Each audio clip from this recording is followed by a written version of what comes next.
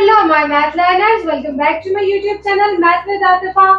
Pythagoras mathematician ने दिया हमें Pythagoras theorem, जिसमें उन्होंने कहा कि hypotenuse square is equals to perpendicular square plus base square for a right angle triangle. इसके बाद जब ये उन्होंने प्रूव कर लिया तो उसके बाद हमें दिया converse of a Pythagoras theorem. Let's find out कि दोनों में डिफरेंस क्या है.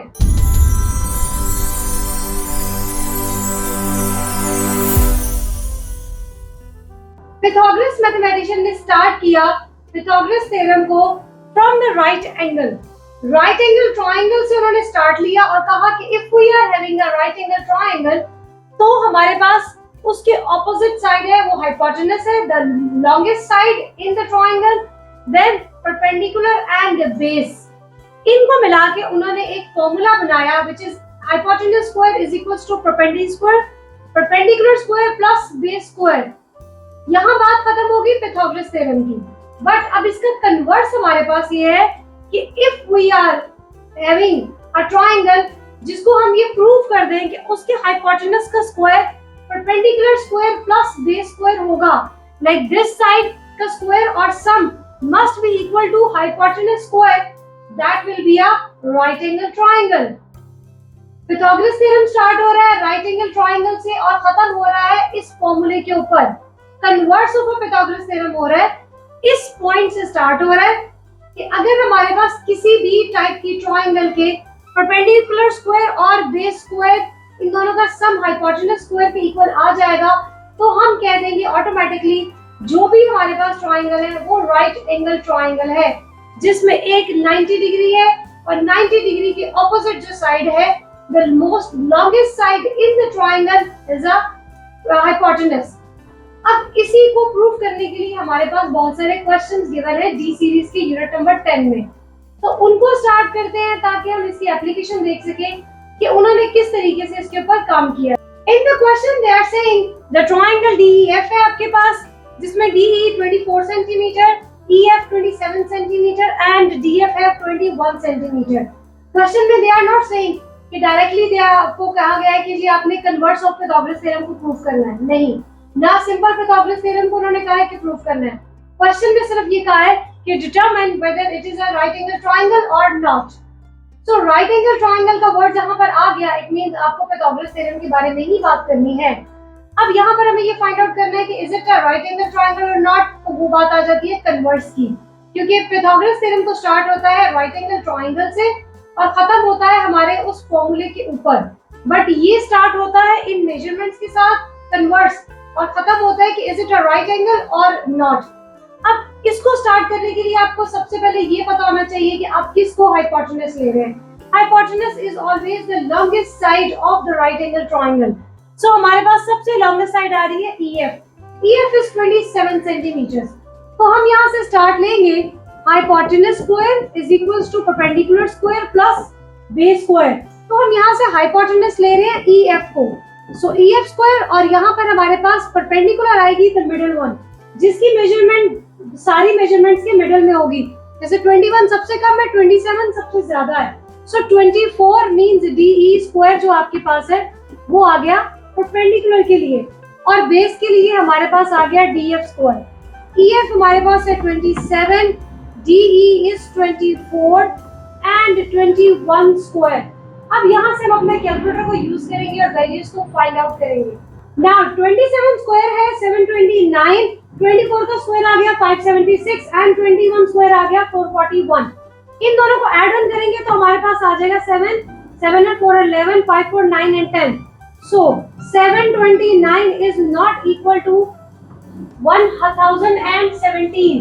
So ये दोनों आपस में इक्वल नहीं है. It means ये हमारे कन्वर्स ऑफ Pythagoras थ्योरम को प्रूव नहीं कर रहा, तो this is not a right angle triangle. आप इसके एंड पे लाइन लिख देंगे कि both sides are not equal. अगर ये दोनों आंसर्स हमारे पास 729 और 729 आ जाता इट मींस कि ये राइट एंगल ट्रायंगल हमारे पास है, बट अभी ये नहीं है. This question is somehow different, इसलिए कि इसमें कोई भी वैल्यूज गिवन नहीं है. They have given the values in the form of variables, numbers, जहां पे m and n उन्होंने कहा है कि these are the positive numbers and m is greater than from n. और हमें एक साइड दी है m square minus n square, b is equals to 2mn and c is equals to m square plus n square. Same they are saying कि determine whether it is a right angle triangle or not. Converse of Pythagoras theorem कहीं लिखा नहीं आने वाला, question में आपको उसको ढूंढने की जरूरत नहीं है। अब ये जब हमारे पास ट्राइंगल आ गई है तो इट मींस हमें वन साइड हाइपोटेनस लेनी है। अब इसमें से हम हाइपोटेनस किसको रखें, which one will be the longest one? तो थोड़े से अपने दिमाग पे जोर डालें। आपके पास m square plus n square दोनों वैल्यू स्क्वायर हो रही है। अब एक नंबर है जो कि उनका डिफरेंस ले रहा है, एक नंबर है जो कि उनकी एडिशन ले रहा है। तो इतना तो आपको क्लियर होगा कि जो नंबर एडिशन ले रहा है इट मींस वो थोड़ा बड़ा नंबर देने वाला है, और जो सब्ट्रैक्शन में जा रहा है वो हमें स्मॉल नंबर देगा। और यहाँ पर b पॉइंट वो आ रहा है जो आपको दे रहा है दोनों की मल्टीप्लिकेशन बट विदाउट स्क्वायर्स। इसका मतलब 2mn और m square minus m square मे भी ये दोनों आसपास हो, बट ये सबसे लॉन्गेस्ट साइड हमारी बनेगी जब भी हमारे पास कोई m और n के आंसर्स आ जाएंगे। तो इसको हम ले रहे हैं c square is equals to a square plus b square. हम कह रहे हैं the c is a square, hypotenuse का स्क्वायर, और परपेंडिकुलर और बेस हमने इनमें से दोनों को ले लिया। नाउ c की वैल्यू पुट करेंगे m square plus n square whole raise to power 2। ये स्क्वायर आ रहा है यहाँ से जो कि पाइथागोरस थ्योरम के अंदर हमें गिवन है। a स्क्वायर के लिए हम ले लेंगे कुछ भी इसमें से ले लें 2mn का स्क्वायर, एंड b के लिए हम ले रहे हैं m square minus n square whole square. हमने एक वैल्यू को b स्क्वायर की जगह पे रख दिया और एक को a स्क्वायर की जगह पे रख दिया। दोनों पॉजिटिव हो रहे हैं, दोनों का स्क्वायर्स ले रहे हैं, तो इसको यहाँ लिखिए या इसको यहाँ लिखिए, कोई फर्क नहीं पड़ता। अब यहाँ पर आ रहा है हमारे पास square, so we have to open the formula a plus b whole square will be equal to a square plus b square plus 2ab। और इसके लिए जो हम फॉर्मूला यूज करेंगे that will be a minus b whole square is equals to a square plus b square minus 2ab। Formulas को open करेंगे, first value replace by m square and second value replaced by m square. So m square square plus n square square plus 2 from the formula and m square into n square। यहाँ से जो equal sign है वो आ गया यहाँ पे। अब आ रहे हैं 2mn स्क्वायर, प्रोडक्ट फॉर्म में है, तो सिंपली आपने इस पावर को 2 को भी असाइन कर देना, m को भी असाइन कर देना और n को भी असाइन कर देना। That will be equal to 4m square n square।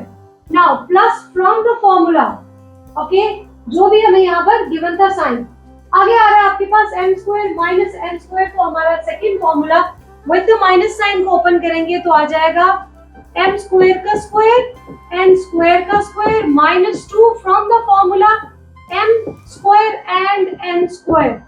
ये हमारे पास आ गई इसकी फॉर्मूले की application.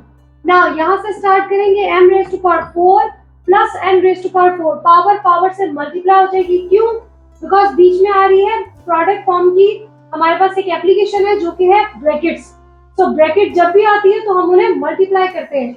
Now plus sign 2m square n square will be as it is, equal sign आ गया यहाँ से जो कि हमारे क्वेश्चन में शुरू से चल रहा है। 4m स्क्वायर n स्क्वायर आ गया, m raise to power 4 plus m raise to power 4 और लास्ट में हमारा आ गया 2m square n square. Clear? अब ये है इक्वल साइन, इट मींस हम वैल्यूज को या तो लेफ्ट से राइट लेकर जाएंगे या राइट से लेफ्ट लेकर जाएंगे। अगर हम इनको लेट्स सपोज लेफ्ट से राइट लेकर जा रहे हैं तो ये m raise to power 4 positive है, नेगेटिव हो जाएगा, और ये एक पॉजिटिव नंबर है। So m raise to power 4 m raise to power 4 आपस में कैंसिल हो गए with the same coefficient they are given. Second हमारे पास है n raise to power 4 positive है, दोनों में से किसी एक को भी साइड चेंज करेंगे तो वो आपको नेगेटिव दे देगा, other one as a positive one, so दोनों कैंसिल हो गए। अब ये 4m square n square 2m square n square इन दोनों को सॉल्व कर सकते हैं बिकॉज़ वेरिएबल भी सेम है और पावर्स भी सेम है। यहाँ से हमारे पास रह गया 2m स्क्वायर n स्क्वायर, 4 में से 2 को सब्ट्रैक्ट किया तो आ गया 2m square n square. So left hand side is equal to right hand side. It means this is a right angle triangle. ये solution सारा इतना long करने का सिर्फ हमारे पास एक ही पर्पस था, that we have to define is it a right angle triangle or not. So हमने converse of Pythagoras से start लिया और अपने solution को हमने end तक ले जाकर देखा left side is equal to right hand side. So this is the converse of a Pythagoras theorem का prove हो गया। So this is a right angle triangle. I hope you understand this very well. आप इन videos को repeat करके देख सकते हैं। First of all ये देखिए कि आपके पास पाइथागोरस थ्योरम में क्या था। सेकंड, मैंने उसकी रियल लाइफ एग्जांपल्स पे भी वीडियो बनाई है पाइथागोरस की। थर्ड, हमारे पास आता है कन्वर्स ऑफ पाइथागोरस। ये तीनों वीडियोस को आप बहुत ध्यान से देख लेंगे from the start till the end, तो आपको आज के बाद तो कभी भी पाइथागोरस में कोई प्रॉब्लम नहीं होने वाली। ऑल द टाइम आपको ये कभी भी नहीं भूलेगा, क्योंकि आप इसकी प्रैक्टिस भी करेंगे और इसकी वीडियोस को ध्यान से समझ के देख के उसको अपने माइंड में स्टोर कर लेंगे। सारे पॉइंट्स बहुत लॉजिकली एक्सप्लेन किए गए हैं। चैनल के लिंक को शेयर करें and subscribe for the new videos जो कि मैथ से रिलेटेड है।